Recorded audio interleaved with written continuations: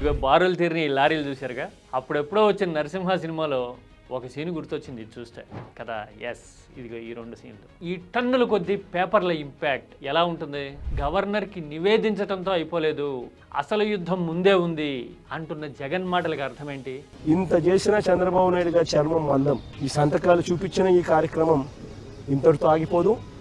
ఇక్కడ నుంచి ఈ సంతకాలు కోర్టు గడప దాకా వెళ్తాయి. కోర్టులో రేపు అఫిడవిట్ కూడా ఫైల్ అవుతుంది. కోర్టు సంతకాలు అందుబాటులో ఉన్నాయి. ఎస్, ఈ డైలాగ్ చూశారు కదా.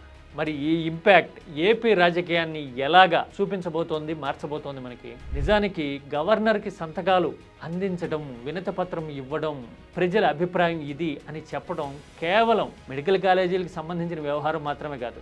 ఇది ఓవరాల్ 2029 ఎజెండాకి పడిన పునాది. ఏపీ వర్సెస్ పీపీపీగా మారుతున్న రాజకీయాన్ని పట్టి చూపిస్తున్న ఘట్టం అని మనకి అర్థమవుతుంది.